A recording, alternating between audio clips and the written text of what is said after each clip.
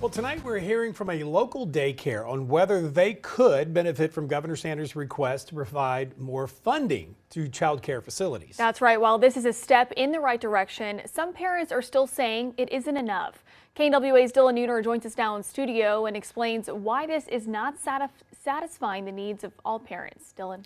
That's right, Doug. Allie, when Governor Sanders announced the changes in reimbursement rates, it made a significant impact on families with children in the infant to preschool age. While this is a positive, it leaves out those with school-age children, and those parents are still looking for help. It's not going to just hurt me, myself, but it's hurting a lot of families, a lot of single moms. Families continue to struggle to afford childcare as the government shutdown moves into the month of November. I'm worried I'm going to have to pull my kids out of it. Sylvia Carrillo is a mother of 6 young children. She echoes that same concern so many in our area have.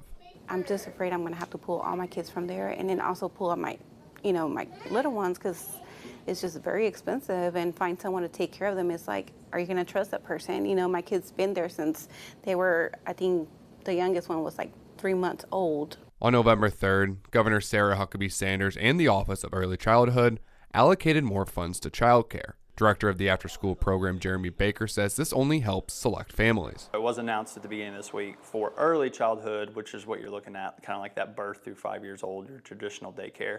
Some of those rates were brought back up to kind of help those families. Baker explains why these funds don't help everyone. Out of the $14, if this family falls in this income bracket, that is the state, what is that, 30%? Yep.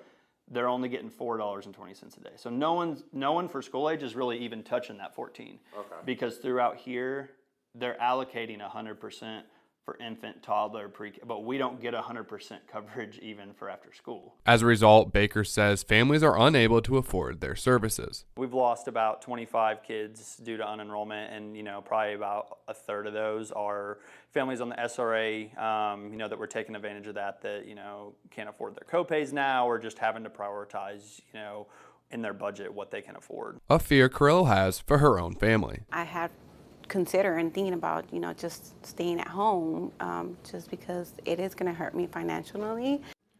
Baker says at the after-school program, they're working with families to continue to assist those in need of childcare despite the lack of federal funding. He remains optimistic relief for everyone will come soon.